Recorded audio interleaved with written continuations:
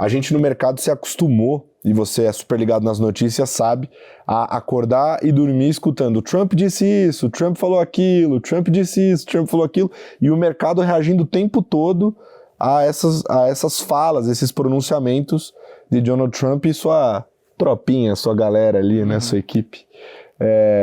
E, pô, pro Brasil é mega relevante isso, né, porque impacta, entre outras variáveis, por exemplo, o dólar, né. E existe muita polêmica envolvida também com o nome de Donald Trump, porque ele é um cara, do jeito de se pronunciar, ele é muito bélico. Não quer dizer que ele vai ser bélico nas suas ações, mas no pronunciamento, do jeito que ele lida a diplomacia, digamos assim, ele é pé na porta. Ele é pé na porta.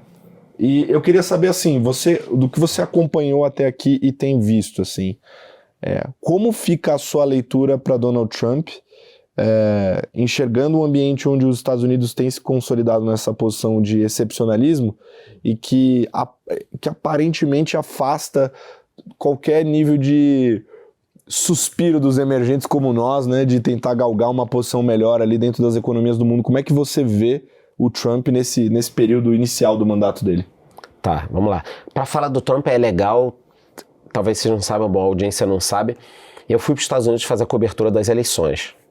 Então eu passei alguns dias lá, maneiro, antes e depois, para tentar entender, conversar com os americanos na rua, pegar o pulso, né? Assistir a televisão lá. Pô, mas você pode assistir daqui. Cara, não é a mesma coisa.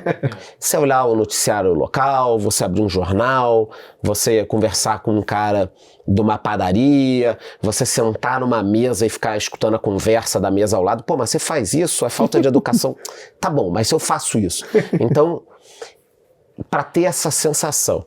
Para a gente falar do que o Trump está fazendo, é preciso entender o que aconteceu antes das eleições e durante as eleições. Então, por exemplo, enquanto eu estava lá no dia das eleições, assistindo às emissoras, a dúvida era de quanto o Trump perderia. Era isso. Ah, são 7 swing states. Será que o Trump vai ganhar algum? Então, existia, por parte da grande maioria da mídia, de muitos analistas, uma sensação de que o Trump perderia. E essa sensação deriva de quê? Do que a gente estava falando antes, da conexão que muita gente perde com a audiência. Você vai se afastando tanto, e as redes sociais têm um lado muito bom, mas tem um lado muito ruim da história das bolhas, que você começa a conviver numa bolha. Então, por exemplo, eu acho que o Vasco da Gama é um grande clube, porque eu convivo com os meus amigos e parentes que torcem pro Vasco. Então, quando eu me afasto disso, pra mim é um choque sentar aqui e de repente falar, cara, eu acho que o Vasco pode ganhar o Brasileirão. Aí vocês dois vão olhar pro outro e falar, cara, tira esse cara daqui. Eu não sei em que realidade ele tá. Aí quando eu volto pro meu churrasco de domingo, tá todo mundo com a camisa do Vasco. O Vasco quase contratou o Neymar. Essa foi a história que eu escutei. Então, quando vocês começam a rir e estão pensando no íntimo, cara, talvez o Vasco até caia para a Série B. Para mim é um choque. Então, as redes sociais criaram essa bolha e o Trump entendeu isso muito bem. Ele entendeu isso muito bem. Não foi ele o primeiro a entender, o primeiro foi o Obama. Quem é mais velho vai lembrar do Yes We Can. Então o Obama foi o primeiro presidente a ser eleito no mundo das redes sociais. Tanto que quando depois o Trump ganhou, que teve todo aquele escândalo da Cambridge Analytica e tudo mais, um absurdo, o Trump usou os algoritmos. Não, pera lá, cara. O Obama usou muito antes. O Obama foi um gênio digital. Ele foi o primeiro cara no mundo conhecido, no Ocidente pelo menos, a ser eleito com algoritmos e bolhas. E por que eu dei essa volta inteira? Porra, cara, você falou até do Vasco para explicar do que o Trump tá fazendo. Porque o Trump entendeu o que a população queria. E ele, por ser um homem de negócio, também entendeu o seguinte: existem problemas que as pessoas querem que sejam resolvidos, como inflação, só que a resolução do problema não tem nada a ver com o que as pessoas estão pensando. Então o sujeito não quer mais pagar o preço do café também nos Estados Unidos. No caso dos ovos, gripe aviária é diferente, mas os ovos dispararam lá. Mas a inflação também bateu forte e o Trump precisa resolver isso. Como é que você resolve isso? Cara, os Estados Unidos já passou de 100% de dívida PIB. Para você conseguir resolver a dívida PIB americana, você precisa cortar a despesa. Se aqui está subindo, lá o ritmo era totalmente diferente, estava fora de controle. Sei lá, uns 3 ou 4 anos. Ali no meio da pandemia, o controle foi perdido.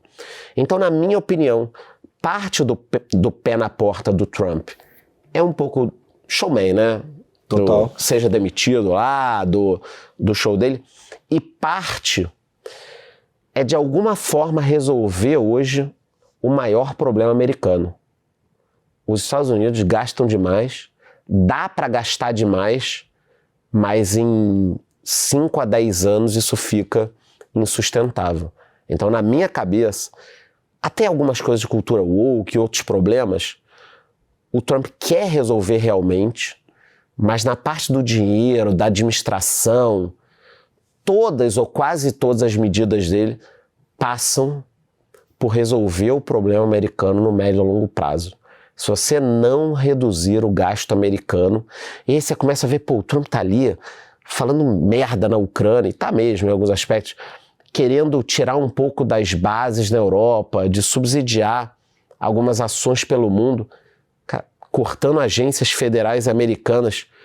Tudo isso passa por uma trajetória de dívida americana que é totalmente insustentável e insana, né? Eu lembro do cara olhando ali o teto da dívida americana, bateu em 30 trilhões, congelaram. Aí depois bateu em 31, congelaram, 32, congelaram, 33. Cara, um negócio surreal, estamos falando de trilhão. Então, eu acho que algumas medidas do Trump são para aplacar um pouco, ou dar uma resposta porque as pessoas querem para a população. Ele entendeu o que as pessoas querem, e aí tem a ver também com o Estado entrando muito na vida e tal, mas muitas medidas não se parecem com a resolução de um problema econômico, mas no íntimo ele está pensando assim, cara, eu tenho um pepino aqui enorme, que caso eu resolva, daqui a 4, 5 anos vai todo mundo estar falando nisso. Já pensou se o Trump inverte a trajetória da dívida americana, resolve um pouco esse problema?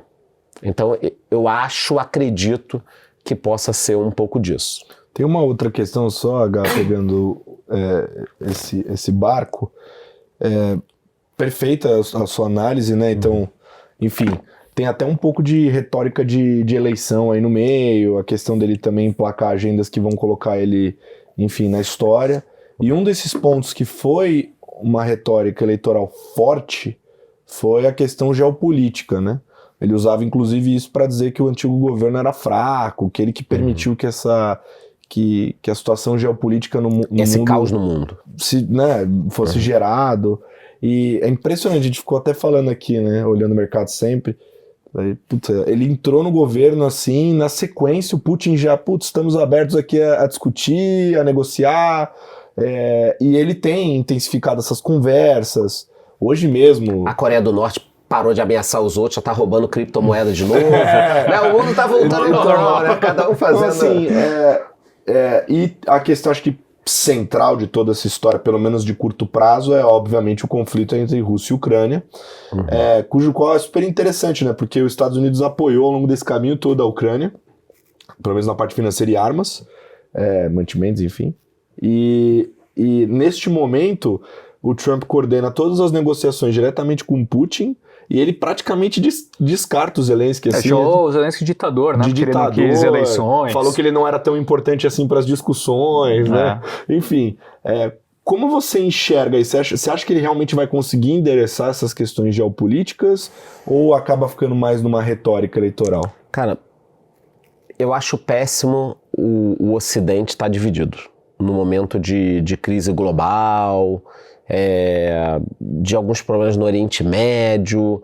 Eu acho péssimo quando eu vejo os americanos e europeus ali brigando, uma confusão, mas a sensação que me dá é que não é que tá todo mundo brigando, é que são alguns líderes europeus com alguns americanos e alguns americanos com alguns líderes europeus.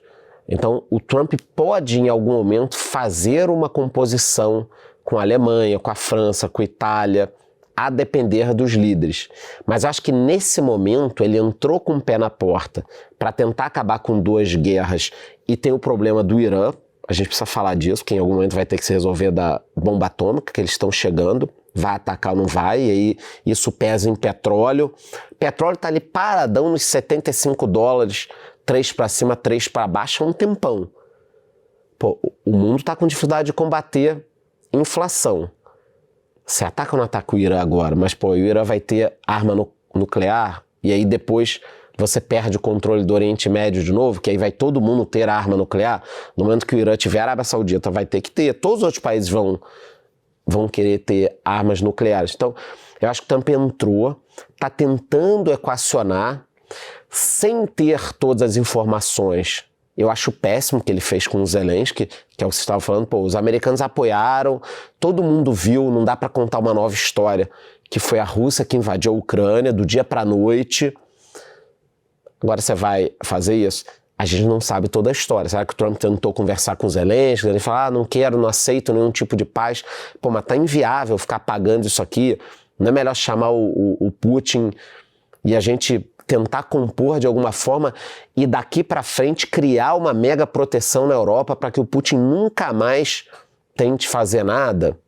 É difícil. Por outro lado, também tem a questão de que o Ocidente quer a China e a Rússia juntas, ou é melhor tentar de alguma forma afastar o Putin da Rússia, da China? São problemas que a gente está muito afastado disso, não tem ideia. E eu sei que deve estar porrada a gente comentando, o cara tá passando pano pro Trump. Não. O Trump acabou de entrar, pegou uma porrada de frente para atacar ao mesmo tempo, né? Na semana seguinte estava botando tarifa no México, botando tarifa no Canadá, e aí tudo foi sendo postergado. Esqueceu o Brasil, não tá aquela sensação, vamos ficar quieto aqui, que ele não tá olhando. Não faz barulho, né? A sensação é essa, a gente não tá ficando quieto, esse é o problema. Entrou um cara num bar, tá atirando em todo mundo, tá não sei o que, gente correndo e tal. Cara, a gente arrumou um canto aqui embaixo da mesa, ainda conseguiu ir pra debaixo da mesa com um chopinho. Bicho, fica quieto, deixa o cara sair do bar depois atirando. O problema é que a gente tá... errou, né? Gritando, errou, atira de novo. Duvido me acertar. Quero ver me achar aqui embaixo. O Brasil tá fazendo isso.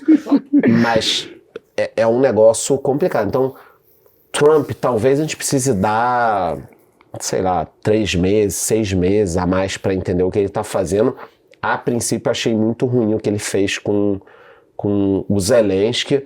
Agora, se fizer uma paz ali e conseguir de alguma forma não deixar a Rússia estar tão próxima da China, também não sei, é difícil a gente saber o que vai acontecer daqui a 10, 15 anos, quais são os planos em geral do Trump para o mundo ali. Essa história de que a hegemonia americana acabou, o dólar acabou, cara, isso não é ser baba-ovo dos Estados Unidos. É que, no final das contas, tem 2 ou 3 lados no mundo. Você tem que escolher alguém para estar próximo. O Brasil quer estar próximo de quem? Essa é a grande questão.